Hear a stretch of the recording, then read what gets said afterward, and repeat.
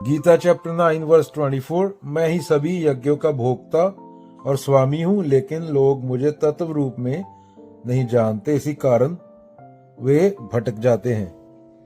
यज्ञ कोई धर्म नहीं बल्कि एक अर्पण है, अहंकार का विसर्जन।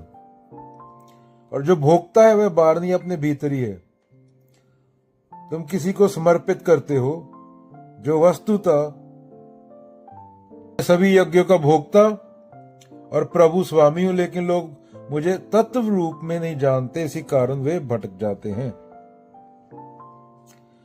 Gita chapter 9 verse 24। तुम यज्ञ करते हो किसके लिए? देवता के लिए, फल के लिए, स्वर्ग के लिए। कृष्ण कह रहे हैं मैं ही यज्ञ का भोक्ता हूं, पर मैं तुम्हारा व्यक्तिगत कृष्ण नहीं है। वह सत्य है जो करता है, जो साक्षी है। मेरे कृष्ण नहीं, कृष्ण कृष्ण है। जब तूने मेरे बोल दिया तो तेरा अहंकार हो गया ना। मेरे कृष्ण जो सत्य है, जो करता है, जो साक्षी है, उस कृष्ण की बात हो रही है। तुम उसे नाम रूप मूर्ति कथा और कर्मकांड में खोजते हो तो तुम्हारा यज्ञ यज्ञ नहीं सौदा बन जाता है, बिजनेस बन जाता है। क्योंकि यज्ञ को भी तुमने मेरा बना लिया। अब तुम लेन देन ढूंढते हो, वहां पे भी लेन देन क्या? व्यापार, business. When you offer something with expectation, you're not offering, you're bargaining.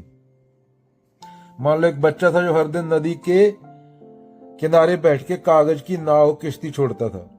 वो नाव पर कुछ मांग लिखता, मुझे नई साइकिल चाहिए, मेरी परीक्षा, मेरा एग्जाम अच्छे से हो।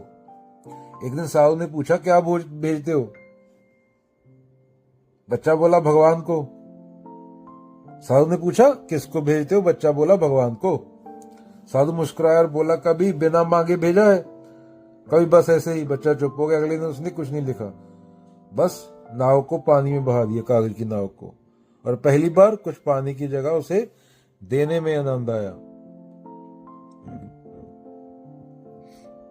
तुम्हारी पूजाएं, तुम्हारी यज्ञ पूरे, ये सब स्वार्थ से भरे हैं, व्यापार है, भक्ति नहीं।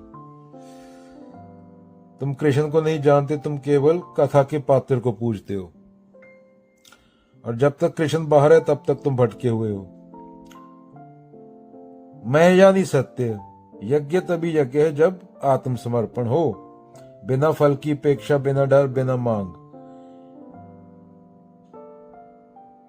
अगर तुम सच में जानते कि कृष्ण कौन है तो तुम मांग नहीं सकते, क्योंकि मांगना वही होता है जहां दूरी है, और सत्य से दूरी केवल अज्ञान है।